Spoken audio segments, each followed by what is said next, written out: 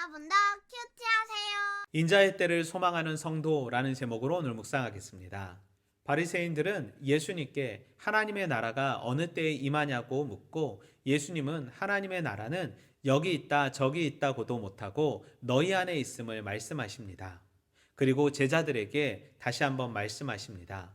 사람들이 하나님 나라에 대해 저기 있다 여기 있다 할 때 따르지 말라고 말입니다. 그리고 그날은 이스라엘의 한 지역이 아닌 하늘 전체를 비춘과 같이 예수님의 임함도 세계적이고 동시적이기 때문에 누구나 다 알 수 있음을 말씀하십니다. 하지만 그날이 오기 전에 예수님이 먼저 많은 고난을 받고 버림을 받게 될 것을 말씀하십니다. 또한 인자의 때가 노아의 때나 롯의 때와 같음을 말씀하시면서 당시 사람들이 심판의 경고에 무심했던 것처럼 지금의 세대도 그렇다고 말씀하십니다.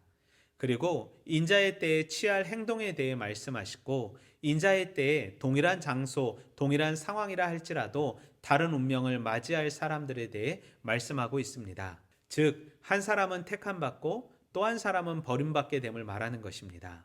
민족의 해방을 고대한 바리새인들에게 하나님의 도래는 이스라엘을 구원하기 위한 때였기에 하나님 나라가 가까이 왔다는 예수님의 말씀에 많은 관심을 기울였습니다. 이들이 가진 하나님 나라의 개념은 로마로부터 해방되는 개념이었기 때문입니다. 인자의 날이란 예수님께서 십자가에서 죽으시고 부활하셔서 다시 재림하실 날이며 재림으로 시작된 영광스러운 시대를 말합니다.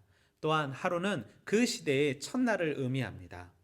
롯의 아내를 기억하라는 말은 단지 생각으로 떠올리는 것이 아니라 실족하지 않도록 경고를 심각하게 받아들이라는 뜻입니다. 그리고 제자들은 인자가 임할 장소에 대해 묻고 죽음을 찾는 독수리의 눈을 피할 수 없듯 모든 사람들의 눈을 피할 수 없게 인자가 오실 것을 말씀하십니다. 우리는 본문 속에서 하나님의 나라가 이미 우리 안에 있음을 말씀하신 예수님, 인자의 날, 재림의 날을 말씀하신 예수님, 심판의 때에 일어날 일을 말씀하신 예수님을 발견할 수 있습니다. 바리새인들이 소망하는 하나님의 때는 예수님과 상관없이 자신들이 정해놓은 기준에 따른 것이었습니다.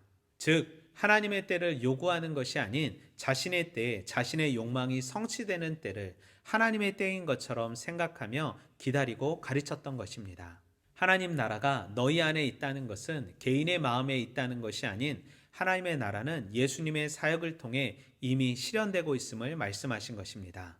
이 세대는 하나님의 뜻을 깨달지 못하는 완악한 이스라엘 백성을 지칭하면서 이 세대는 욕망에 따라 자신들의 욕구를 해결하기 위해 예수님을 목적이 아닌 수단으로 삼는 패역한 자들임을 말씀하시면서 예수님의 재림 때 자신의 욕망을 위해 살아간 사람과 하나님의 영광을 위해 살아간 사람들이 결정남을 말씀하십니다. 하나님께서 나에게 주신 삶이 일상의 욕구를 해결하기 위한 삶이 아님을 깨닫고 영원한 것을 위해 몸부림치고 관심 두는 삶 살길 원합니다. 또한 소유의 목숨 걸어 소금 기둥이 되고 오늘 하루의 행복과 즐거움 위에 살다가 인자의 날을 기억하지 못하는 패역한 삶이 아닌 날마다 깨어 기도하며 다시 오실 마라나타 신앙, 종말론적 신앙 가지고 때를 기다리는, 때를 소망하는 삶 살아가길 소망합니다. 하나님의 때에 택함 받는 백성의 거룩한 일상 살아가길 소망하며 말씀과 기도로 오늘 하루도 승리하길 소망합니다. 오늘도 말씀으로 화이팅!